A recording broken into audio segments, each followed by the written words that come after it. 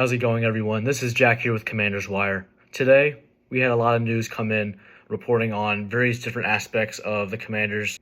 One being updates on the search for the new defensive and offensive coordinators here in Washington, as well as some more in-depth news on another firing that we received yesterday.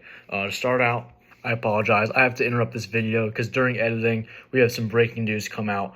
According to Adam Schefter, Mike McDaniel has finally been fired. We absolutely need this guy in Washington. I need AP to make this guy the offensive coordinator right this second.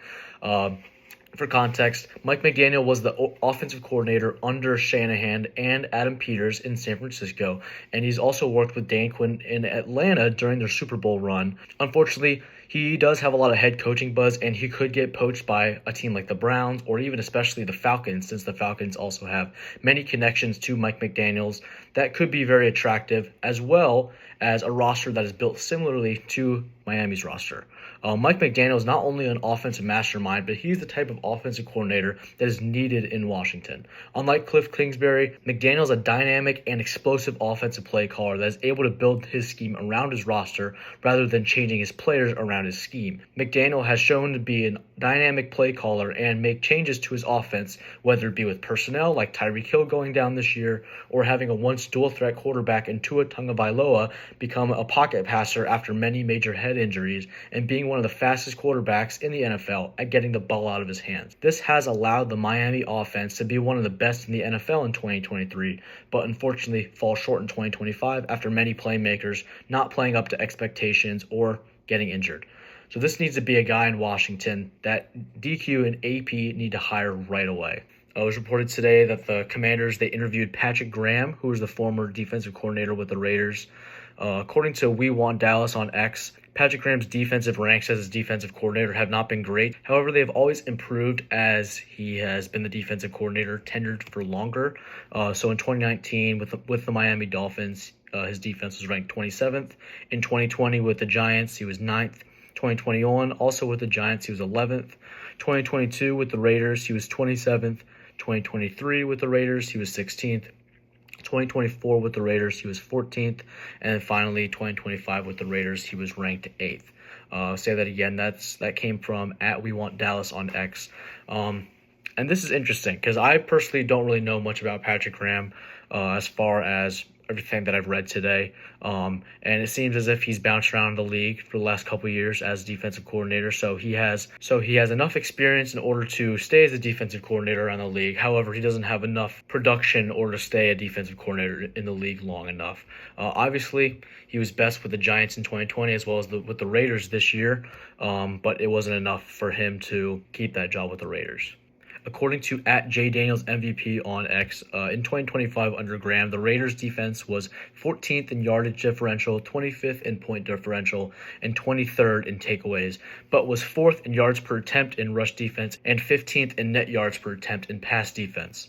So this gives us something to think about. I think that one main issue with the Commanders' defense is its secondary, as well as giving up too many big plays behind the backs of our safeties. I believe that Graham could give us some sort of an upgrade in that department, being that he was pretty middle of the pack in net yards, as well as up front doing very well against the run game. However, being at the very bottom of the league in other aspects of the game, which I don't think would be very good in Washington, as we want a very well-rounded defensive coordinator.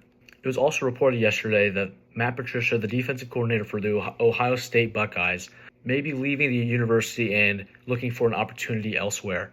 He put out a post on Instagram saying how grateful and thankful he was for the opportunity to coach at Ohio State, as well as thanking everyone on staff for allowing him to lead the Buckeye defense to how great it was over the last couple years. The way that it's worded almost seems as if he is turning the page and looking for a new opportunity. I don't think someone would put something out like this and intend to join back with that organization the next year.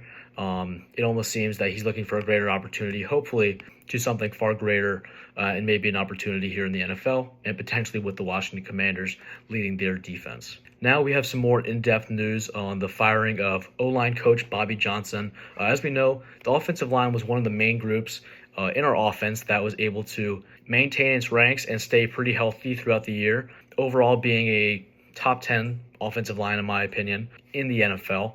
I think that this firing, though wasn't deserved, hints at a potential hiring for the offensive coordinator position.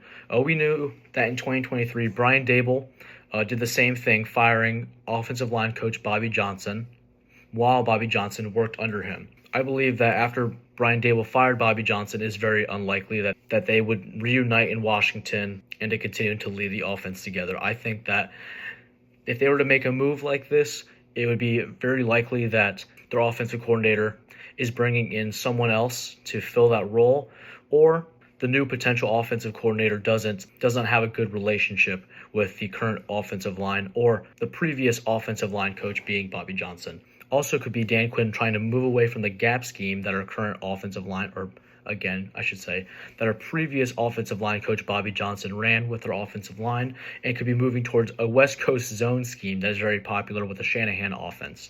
This could be Dan Quinn readying the offense for a hiring of an offensive coordinator being from the Shanahan tree, whether it's Brian Callahan or maybe if Mike McDaniel was fired here in the next couple of days. Regardless, Bobby Johnson was fired and will be looking to replace his role in the Washington offense very soon. Another thing I wanted to touch on today is the news of Ty Simpson declaring for the draft.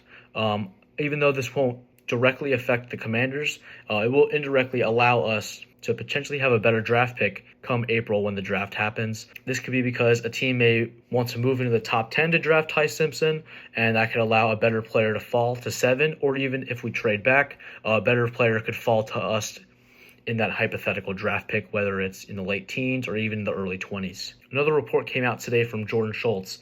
He says that part of the issue the Commanders have had in the building is the front office meddling with the coaching staff on personnel and which players to use, an ongoing problem dating back to 2024 when they were having success. However, with the team struggling this year, it reached new heights and there were notable disagreements. Moreover, I have not gotten the impression Dan Quinn wanted to move on from his coordinators. The entire disconnect is one to watch as we head into 2026. So obviously, this could easily make a big difference with the new hirings of the offensive and defensive coordinator. This could prove that maybe Adam Peters or even the ownership having too much involvement in not only how the roster is created, which should be their jobs, but how the roster is used on game day. I believe that job needs to stay out of ownership and the front office and move towards the coaches. And like the report said, that means that Dan Quinn may have not wanted to move off of his coordinators, being Joe Witt Jr. and Cliff Kingsbury. I think that this is very important because Dan Quinn already had to step in for Joe Witt Jr.'s role as the defensive coordinator late last season, and we all saw that didn't really make much of a difference. We could end up seeing Dan Quinn hiring some new offensive coordinators that don't exactly line up with his certain play style and could line up more with what Adam Peters wants to do with his football team. The issue with this is that there could continue to be more disconnect between the coaches and the ownership, allowing not everyone to be on the same page and allowing future games to get out of hand like it did this year. That's where I'm going to end things off. I appreciate you guys watching all the way to the end. I'll have another video out soon with some more news, rumors, as well as some other updates and information on coaches, free agency, and even the draft. So I appreciate it. Thank you guys so much for watching. Please like, subscribe, and I'll see you guys next time.